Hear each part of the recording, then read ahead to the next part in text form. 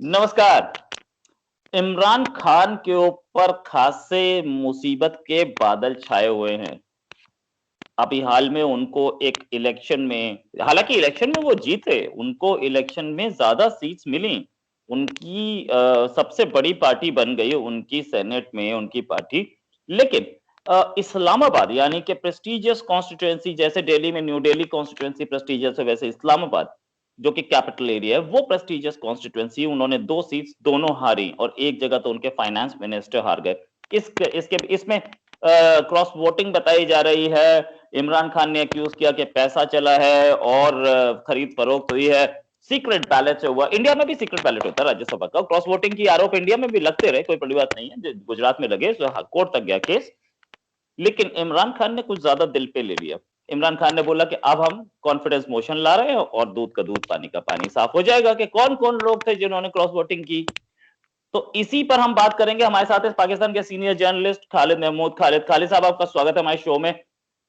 खालिद जी। साहब, ये चीज के मांगा जा रहा है, कॉन्फिडेंस वोट लाया जा रहा है। अभी परसों असेंबली का सेशन स्टार्ट हो रहा है, उसमें आएगा कॉन्फिडेंस वोट। इमरान खान ने बोला कि अगर मैं हार गया तो अपोजिशन में बैठूंगा। ये क्या स्ट्रैटेजी है? क्या क्या चाहते हैं इमरान खान? जी, सबसे पहले रोहित आपका शुक्रिया कि आज आपने मुझे मौका दिया है कि पाकिस्तान की सियासी सूरत हाल जो है उसके ऊपर बहस की जाए और बातचीत की जाए। और इस वक्त का सबसे जो खूबसूरत मौजू है पाकिस्तान का, जो बहुत दिलचस्प मरहले में दाखिल हो गया है, वो है इमरान खान की पार्टी तहरीक इंसाफ की नाकामी और कामयाबी। नाकामी हम इस सूरत में कहेंगे कि इस्लामाबाद की सीट जो थी, 2 सीटें थी, एक खवातीन की सीट थी और एक टेक्नोक्रेट्स की सीट थी, जनरल सीट थी।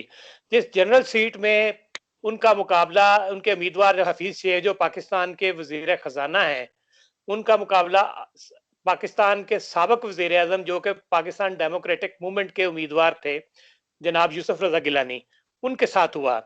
एक रात पहले पाकिस्तान तहरीक इंसाफ की जो हुक्मरान थे और उन्होंने ये बाकायदा तौर पे दावा किया था और एक डिनर का एहतमाम किया था जिसमें उनके सारे मेंबरान मौजूद थे। और इन्होंने जब गिनती की तो 184 मेंबरान थे जो कि सेनेट में इनके हफीज शेख साहब को वोट देने के लिए वहां मौजूद थे। लेकिन अब इनकी कोशिश थी कि ये किसी तरीके से ये ओपन हो जाए, ये इलेक्शन जो है शो ऑफ हैंड्स हो। लेकिन सदर ममलकत पाकिस्तान के जो प्रेसिडेंट हैं, उन्होंने एक रेफरेंस भेजा सुप्रीम कोर्ट में और पाकिस्तान कॉन्स्टिट्यूशन की तशरीह करना चाहिए कि क्या हम शो ऑफ हैंड के जरिए इलेक्शन करवा सकते हैं। ये उनकी एक बहुत बड़ी बेवकूफ़ी थी, क्योंकि कॉन्स्टिट्यूशन बाकायदा तौर पे लिखा है कि ये सीक्रेट बैलेट के जरिए होगा, चेयरमैन सेनेट का इंतखाब जो है। तो यहाँ इनको नाकामी हुई। सुप्रीम कोर्ट ने कहा जी हम कॉन्स्टिट्यूशन को मानते हैं, उसी के मुताबिक ये होगा। इन्होंने ये किया कि वहां रात को जो डिनर में 184 लोग थे, इनके अरकान थे, उनको कमिटमेंट कर ली। लेकिन अगले दिन इनको 164 वोट मिले और तहरीक इंसाफ के मुकाबले में जो खड़े थे यूसुफ रजा गिलानी, उनको 169 वोट मिल गए। ये क्या हुआ? 16 उम्मीदवार जो थे, 16 मेंबर्स जो थे इनके, वो रातों रात कैसे बदल गए? तो ये रातों रात नहीं बदले। ये 2.5 साल में इन्होंने जितने इनको इग्नोर किया है इन अपने अरकान असेंबलीज को, और उनको एक टका नहीं दिया। अब इलेक्शन से चंद दिन पहले इन्होंने अनाउंस किया कि हम हर जो एमपीए है, एमएनए है, उसको 50 करोड़ रुपए तक देंगे और 15 करोड़ एडवांस देने की बात हुई। लेकिन पहली बात तो यह कि मुल्क के खजाने में पैसा ही नहीं है, तो इमरान खान इनको पैसा कहां से देते? तो उन लोगों को भी यकीन हो गया कि इमरान खान जो है उनके साथ दगाबाजी कर रहे हैं। और खुफिया तरीकेकार के जरिए जब इलेक्शन हुआ तो इमरान खान साहब के कैंडिडेट जो थे हफीज शेख साहब, जिनको आईएमएफ की सपोर्ट भी हासिल थी और पाकिस्तान में आईएमएफ की पॉलिसियां लागू करने में उनका सबसे बड़ा हाथ है, वो बुरी तरह शिकस्त खा गए। और हुकूमत, लेकिन यही शिकस्त नहीं हुई, इसके साथ साथ इनकी जो खवातीन की सीट के ऊपर इनकी जो उम्मीदवार खड़ी थी, उसको 174 वोट मिले। इसका मतलब ये हुआ कि लोगों ने इमरान खान पे तो अदम एतमाद नहीं किया, नो कॉन्फिडेंस नहीं किया, बल्कि हफीज शेख पे नो कॉन्फिडेंस किया। और यही इनको बुरी लग रही है, क्योंकि अब आईएमएफ जो है वो इनका बहुत बुरे तरीके के साथ इनके साथ बिहेव करेगा। क्योंकि अगर उनके उम्मीदवार हार गए तो फिर पाकिस्तान में जो आईएमएफ की पॉलिसियां चल रही हैं उनको भी धचका लगेगा। और इसी को काउंटर करने के लिए पाकिस्तान के वजीर खारजा शाह महमूद कुरैशी, जो कि इस वक्त तहरीक इंसाफ के सबसे सीनियर रुकन हैं, और जब तहरीक इंसाफ में शामिल हुए थे तो उनकी कोशिश थी कि अगर इमरान खान को कभी नाअहल हो जाए या वो इलेक्शन या वो उनकी प्राइम मिनिस्टरशिप खत्म हो जाए तो उनका ही नंबर आएगा प्राइम मिनिस्टर के लिए। उन्होंने इनको मशवरा दिया कि इलेक्शन के हारने के अगले दिन ही कि आप वोट कॉन्फिडेंस लें। ये एक इससे भी बढ़ के एक गैर कानूनी और गैर कॉन्स्टिट्यूशनल हरकत थी, अनकॉन्स्टिट्यूशनल हरकत थी, क्योंकि वो प्रेसिडेंट ऑफ पाकिस्तान के पास ये हक है कि जब वो महसूस करें कि पाकिस्तान के प्राइम मिनिस्टर के पास इस वक्त मेजॉरिटी नहीं है तो वो उनको इनवाइट करता है कि आप वोट ऑफ कॉन्फिडेंस लें।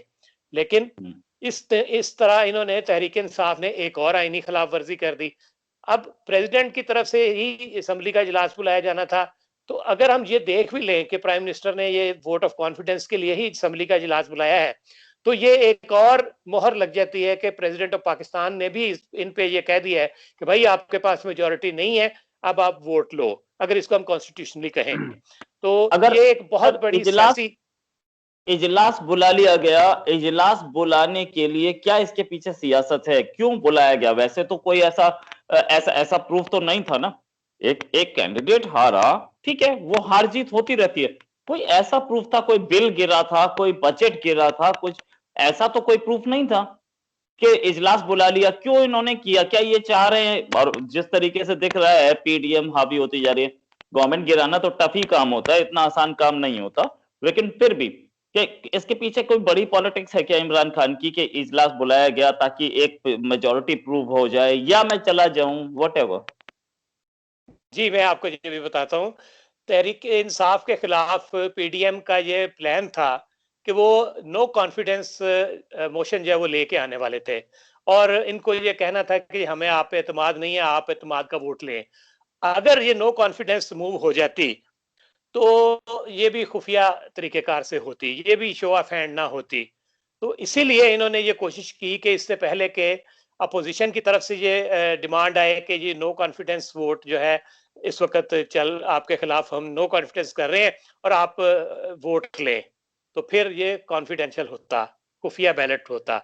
अब ये भी इन्होंने चाल चली है जो कि, लेकिन मैं आपको ये बताऊं कि जो लोग जिन्होंने 16 लोगों ने सेनेट के इंतखाबात में इनके खिलाफ वोट दिया या अपने वोट जाया करवा दिए, 7 लोगों के वोट जाया हुए इसमें, तो ये सीनियर पार्लियामेंटेरियन है, इनके साथ ऐसा होना कि जी इनके वोट जाया हो जाएं, ये भी एक अनोखी चीज है, क्योंकि इतने पुराने पार्लियामेंटेरियन है और इनको ये ना पता हो कि वोट कैसे डालते हैं, और अगर इनको नहीं पता तो फिर ये नाअहल ही है। तो अब इसी से बचने के लिए, नो कॉन्फिडेंस मोशन से बचने के लिए इन्होंने वोट ऑफ कॉन्फिडेंस का शोशा छोड़ा है। और वो लोग जो 16 थे, यकीनी तौर पे जब उनको पता चलेगा कि अब इमरान खान की हुकूमत गिरने वाली है, और उनके साथ ये वादे किए गए हैं पीडीएम की तरफ से कि अगले इलेक्शन में वो जहां चाहें उनको टिकट मिल सकता है, और वो उस इलाके से पीडीएम की पूरी जमातें जो है, नून लीग भी और पीपल्स पार्टी भी और फजल रहमान भी, वो उनकी हमायत करेंगे। तो उनको नजर आ रहा है कि अब आइंदा इलेक्शन अगर होंगे या अभी अगर असम्बलियां टूट जाती हैं और इमरान खान की हुकूमत खत्म हो जाती है तो उन लोगों को टिकट मिल जाएगा, वो तो बाकायदा तौर पे वापस आ जाएंगे। तो इस वक्त सियासत जो है इस वक्त बड़े जोरों पे चल रही है, और सबसे ज्यादा नुकसान जो है वो इमरान खान को हो रहा है इस वक्त। क्या इसमें कहीं पर ऐसा भी होता दिख रहा है? क्योंकि मुझे कुछ लोगों ने बताया कि इमरान खान का ये एक बदला है आर्मी चीफ बाजवा साहब से भी, क्योंकि बाजवा साहब बहुत नाराज चल रहे थे इमरान खान से। तो इमरान खान ने बोला ठीक है मैं जा रहा हूं, आप उस नवाज शरीफ को बिठा दो जो कि बाहर हैं, या आप उस जरदारी को बिठा दो जिसपे करप्शन चार्जेस हैं, या किसी और को बिठा लो। कुछ ऐसा भी है इसमें, पॉलिटिक्स हो सकती है क्या इमरान खान की? जी देखिए, पाकिस्तान आर्मी चीफ पे ये इल्जामात लग रहे थे कि वो इमरान खान की जानबूझ के हमायत कर रहे हैं और उसकी गलत पॉलिसियां जो है उनको भी यस कर रहे थे। तो बिलाखिर आर्मी चीफ हैं, आर्मी के ऊपर इस तरह के इल्जामात लगे तो पूरी दुनिया में पाकिस्तान आर्मी की बदनामी होने का खतरा था, और हो रही थी। तो उन्होंने ये साबित किया है आर्मी चीफ ने कि हम किसी सियासी जमात के साथ नहीं है और हमारा कोई सियासी मकसद नहीं है। उन्होंने इस दफा सेनेट के इंतखाबात में इमरान खान की कोई मदद नहीं की, और बाकायदा तौर पे ये साबित हुआ कि जब एस्टेब्लिशमेंट इमरान खान के साथ नहीं तो फिर उसके खिलाफ ही वोट आते हैं, क्योंकि इस वक्त ये अवामी नुमाइंदे हैं जिन्होंने इनको मुंतखब किया है, यूसुफ रजा गिलानी को और हफीज शेख को हराया है। अवाम हम्म, ने इन अपने अराकीन जो हैं, अपने हल्के के अराकीन जो हैं, उनका नाक में दम कर रखा था कि उनकी हुकूमत के दौरान जो है पाकिस्तान में ना तो रोटी मिल रही है किसी को, ना खाने को कुछ मिल रहा है, ना बिजली मिल रही है, ना गैस मिल रही है, और इतनी महंगाई हो गई है कि जो 2.5 साल में इन्होंने 250 गुना ज्यादा कर दी है महंगाई। और इमरान खान जो पिछले 20 साल अपनी हुकूमत कायम करने के लिए कोशिशें करते रहे हैं, उन्होंने अपनी कोशिशों को अपने 2.5 साल के दौरान मुकम्मल तौर पे नाकाम कर दिया। और अब अगर ये वाहिद जमात होगी पाकिस्तान की, अगर इस वक्त इसकी हुकूमत खत्म होती है, तो मुस्तकबिल में इनको संभलने के लिए बहुत वक्त चाहिए। Right. Thanks a lot Khalid sir, आपको हमारे साथ जोड़ने के लिए। आपने हमें इनसाइट बताया कि क्या पोजीशन है। अब असलियत तो पता लगेगी हमें कुछ दिन बाद ही, यानी कि 4 तारीख को, कि क्या असलियत है। अभी तक के लिए हमारे साथ ज्वाइन करने के लिए शुक्रिया। आपसे दोबारा हम एक और इशू पे बात करेंगे। धन्यवाद।